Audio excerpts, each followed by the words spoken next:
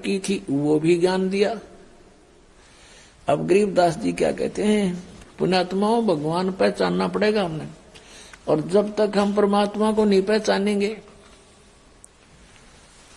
और भगवान को हम नहीं जान सकेंगे तो हमें कोई भी भ्रमित कर देगा और हम मार्ग से विचलित होकर अपना फिर जीवन नाश कर जाएंगे। परमात्मा ने आपको विद्या इसलिए दी है कि आप परमेश्वर को पहचान सकोगे, सदग्रंथों को जान सकोगे कि हमारे सदग्रंथ क्या बताते हैं, और जिन महापुरुषों ने परमात्मा को देखा वो क्या बताते हैं, और जिन्होंने भगवान मिला नहीं वो क्या ऊट पटांग बकते हैं। तो फिर हम उनसे हटकर अपने तत्व मार्ग को ग्रहण करेंगे, तत्व ज्ञान को ग्रहण करेंगे। जीवन कल्याण होना तो बहुत आसान है।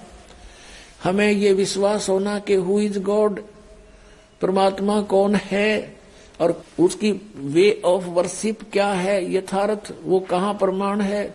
जब हमें ये विश्वास हो जाएगा फिर तो नाम में जपना है, भक्ति करनी है, और मर्यादा तो रहना ही है, क्योंकि बीड़ी शराब मांस तंबाकू ये यहाँ के संसार के चोचले ये हमें आवश्यकता ही नहीं है, तो बकवाद है सारी। तो इनको तो अपने आप ही छोड़ना पड़ेगा। और जो अन्य उपासना हम करते थे वो गीता में मना है कि शास्त्र विधि को त्याग कर जो मनमाना आचरण करते हैं उनको न तो सुख हो, न उनको कोई सिद्धि प्राप्त हो, न उनकी गति हो, फिर किस लिए भक्ति करते हैं? इन तीनों वस्तुओं के लिए भक्ति करते हैं।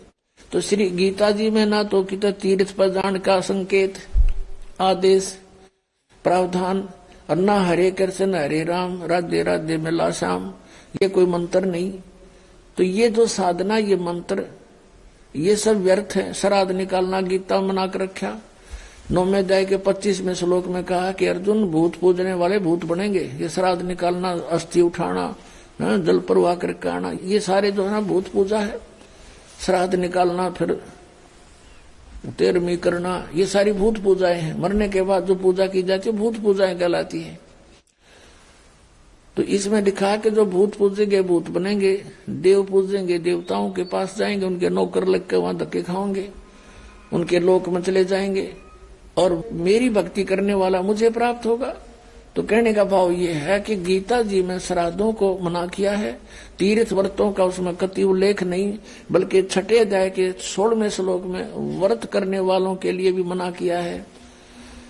उसमें कहा कि अर्जुन ये योग यानी भक्ति न तो अधिक खाने वाले की और न बिल्कुल ना खाने वाले की, बिल्कुल ना खाना व्रत रखना, और ना घना जागने वाले की और ना घना सोने वाले की, ये कभी सफल नहीं होती। तो व्रत मना कर रखा। और ये एकादशी के व्रत की नरी महिमा गावे ये नकली संत, और फिर तीर्थों पर भ्रमण करवावे, वहां जाने से मोक्ष हो जाता। अगर तीर्थों पर जाने से मोक्ष होता तो गीता जी में अवश्य अंकित होता, और हरे कृष्ण हरे राम ओम नमः शिवाय एवं नमः, अगर ये मंत्र सही होते तो गीता जी में वर्णन होता। जो गीता जी में वे ऑफ वर्शिप नहीं है, वो शास्त्र विधि त्याग कर मनमाना आचरण है, वो हमने नहीं करना चाहिए, वो व्यर्थ है।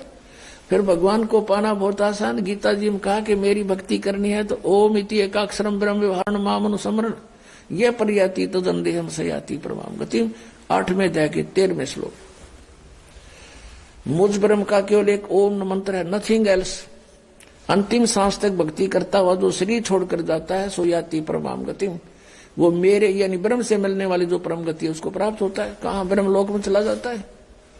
और गीता ज्ञानदाता अपने विषय में कहता है 4थे अध्याय के 5वें और 9वें श्लोक में, दूसरे अध्याय के 12वें श्लोक में, 10वें अध्याय के 2 श्लोक में कि अर्जुन मेरे और तेरे बहुत जन्म हो चुके, तू नहीं जानता।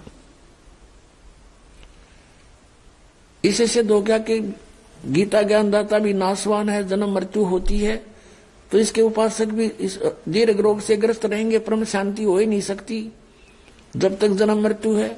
शाश्वत स्थान इसको मिला नहीं।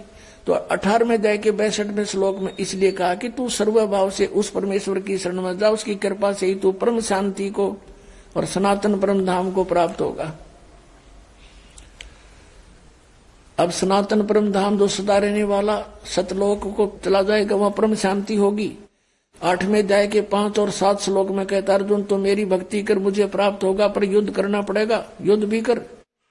और युद्ध करने वाले को शांति कहा? तो ओम से शांति नहीं हो सकती। ओम का जाप ब्रह्म का, ब्रह्म कह रहा है मेरी प्राप्ति के लिए ओम जाप कर, युद्ध भी करना ही पड़ेगा। और तुझे परम शांति चाहिए तो उस परमात्मा के पास जा, यहां कोई शांति नहीं है। उसके लिए क्या बताया 17वें अध्याय के 23वें श्लोक में कि ओम तत्सती निर्देश ब्रह्मण त्रिविद समर्थ है, सच्चिदानंद घन ब्रह्म का केवल एक ओम तत्सत, ये 3 मंत्र का जाप है, नथिंग एल्स, और कुछ नहीं। यही निर्देश है, फाइनल फैसला है। और पुण्यात्मा, ओम तो ब्रह्म का, ये बिल्कुल, ये तो स्पष्ट है, यही मंत्र है। और तत् और सत ये सांकेतिक है, गुप्त है, कोड वर्ड है, ये दास बता सकता है, इस पृथ्वी पर किसी के पास नहीं है। यदि कोई इस दास से ये सुनकर फिर आगे आप पे प्रभु पाक जाएगा, गुरु बन जाता है, नाम देता, वो अनधिकारी है, वो सबसे बड़ा शत्रु है आपका। क्योंकि एक छोटा सा लाइसेंस आप बनवाते हो, ड्राइविंग लाइसेंस या पासपोर्ट, वो भी नकली कोई बना देगा तो वहां पकड़ा जाएगा जहां पर उसकी आवश्यकता पड़ेगी, फिर उसमें बहुत देर हो चुकी होगी और सजा के पात्र भी होंगे, दोनों होंगे, बनाने वाला भी बनवाने वाला भी। तो ये ओम तत्सत, ये 3 मंत्र अभी आपको बताया था 15वें अध्याय के 16 और 17 श्लोक में 3 पुरुष है, एक सरपुरुष, एक अक्षर पुरुष, एक परम अक्षर पुरुष। 8वें अध्याय के मंत्र 1 में अर्जुन ने पूछा कि हे प्रभु, आपने 7वें अध्याय के 29वें श्लोक में जिस तत्परम के विषय में कहा कि उसको जानने के बाद फिर तो जरा मरण से ही छूटने का प्रयत्न करते हैं साधक, यहाँ की किसी वस्तु नहीं मांगते। तो 8वें अध्याय के 1 मंत्र में पूछा किम तत्परम, 8वें अध्याय के 3 श्लोक में कहा कि वो परम अक्षर ब्रह्म है। तो 15वें अध्याय के 17वें श्लोक में वो परम अक्षर ब्रह्म की तरफ संकेत है कि उत्तम पुरुष तु अन्य परमात्मा इति उदाहरते, ये लोग तरम अविषय विवर्ती अवैश्वर है। तो 3 पुरुष है, एक सरपुरुष, ओम तो सरपुरुष का नाम है, सरब्रह्म भी कहते हैं इसको, ज्योति निरंजन काल भी कहता है ये। और अक्षर पुरुष, इसका ये तत्व मंत्र है, ये गुप्त है, ये दास बताएगा। और ये ओम और तत्व मिलकर 2 अक्षर का नाम बनता है, ये सतनाम कहलाता है। ये राधा स्वामी वालों की पुस्तक आपको दिखाई थी, वो सारवचन वार्तिक और शिवजाल जी के वचन थे, उसमें सतनाम का उन्हें पता नहीं, ये खान का है कि पीन का, ये कोई स्थान है या कोई भक्तिकरण का या कोई एंड बैंड बोल रहे सारी। तो वो कहा के सतलोक जाएंगे, वो उनके अनुयायी कहाँ आंख नीचे बैठे हैं उन अज्ञानियों के पीछे, भूल लगी है भारी और जीवन व्यर्थ हो रहा उन भोली आत्माओं का। तो गीता जी में जो लिखा उसके अतिरिक्त हम जो साधना करते हैं वो शास्त्र विधि त्याग कर मनमाना आचरण है, उससे कोई लाभ होना ही नहीं। तो उस परमात्मा को जिसको हम पाने का प्रयत्न करते रहे और उसने स्वयं ही आकर ये ज्ञान बताना पड़ा। यहां क्या बताते हैं कि सेवक हो के उतरे इस पृथ्वी के माही, जीव उदाहरण जगत गुरु बार बार बलि जाहि। आदरणीय गरीबदास साहब जी कह रहे हैं कि उस परमात्मा के विषय में जो 4 वेद बताते हैं कि वो परमात्मा ऐसी लीला किया करता है और ये अज्ञानी लोग उनको समझ नहीं सके क्योंकि इनकी साधना शास्त्र अनुकूल नहीं थी। और वेदों में लिखा कि वो परमात्मा